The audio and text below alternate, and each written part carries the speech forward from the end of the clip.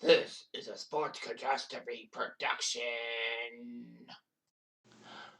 Hey there, Heather Ho there, it's Jeff Cutter Diving. Welcome you to another Sports Catastrophe Birthday Boy. And the birthday boy for today, September the 14th, is a treasure from the Montreal Expos. I know it's a little bit biased, but you're Canadian and you don't pay enough attention to the Montreal Expos, especially on the 30th anniversary of the 94 season being cancelled and ruining the Expos' greatest chance to make a World Series, much less make the playoffs. Because in 81 they did make the playoffs, but they've only made the playoffs in that split season format. Regardless of that, this guy played 17 years in the major leagues. He spent the first 12 years with the Expos and then went to California, played for the Dodgers and Angels. He also was a base coach for many years. Anyhow, this is Tim Wallach. He's 67 years old today. Wallach was born in Huntington Beach, California, and attended high school in Irvine. He was on the varsity team and was not drafted by a team out of high school. So he enrolled to Cal State Fullerton, a pretty good baseball school, to play baseball for the Titans. They won in 1979 the first ever College World Series. Well, their first ever College World Series, and was the Golden Spikes Award winner. Practically college baseball's answer to the Heisman. And anyhow, yeah, it was all that. The Expos signed him out of Fullerton, and then he made his major league debut at the age of 22, September 6, 1980, against the Giants. In his first plate appearance, he walked, and then in his second plate appearance, in his first official at bat, because when you walk, it's not an official at bat.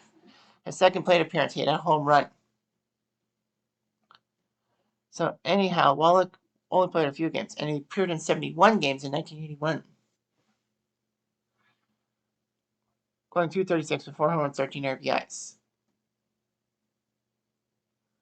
He did play in 5 games in the playoff run. In 81, he went 1 for 2 with a double for a walk in game 1 of the NLDS versus the Phillies. In the other 4 games in which he was in the postseason, he went hitless.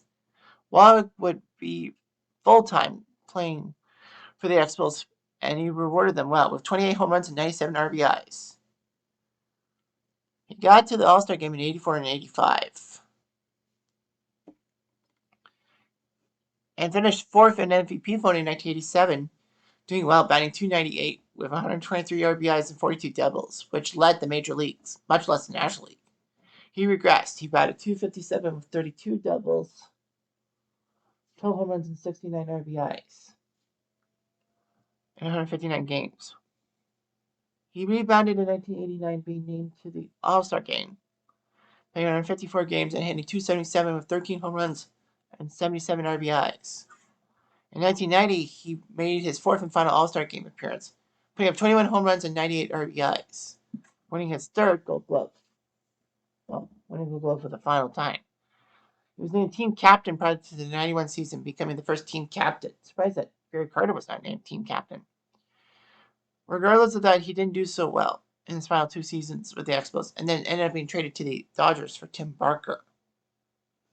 Wallach played 133 games for the Dodgers, not doing well with only 106 hits. He played 113 of the 114 games in the strike-shortened 94 season, hitting 21 doubles and 23 home runs with 78 RBIs. He would play 97 games for the Dodgers in 95.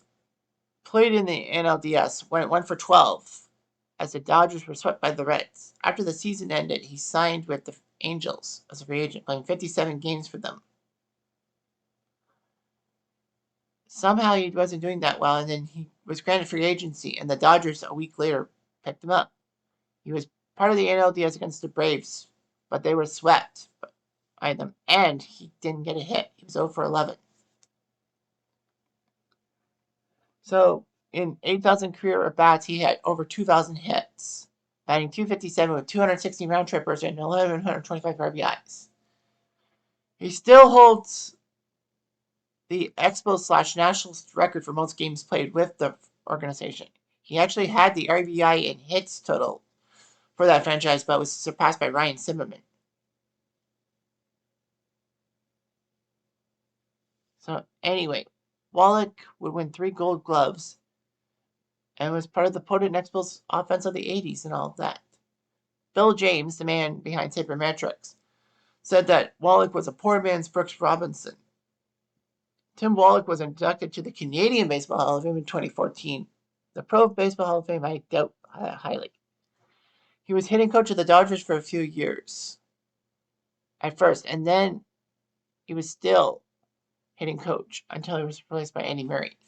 He would be named to the AAA Albuquerque Isotopes in the Dodgers organization as manager and helped them get to the playoffs. The Dodgers made him their new third base coach. He was made bench coach in 2014 by the Dodgers, which is practically second in command to the manager.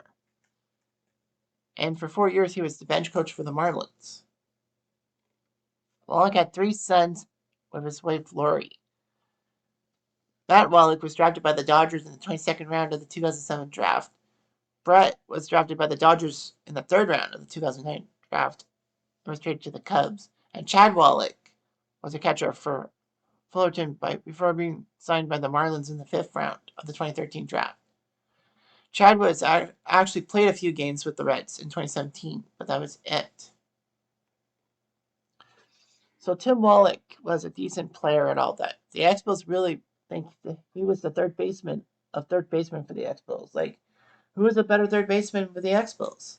Definitely not Sean Barry, even though he played for them in the 94 magical season.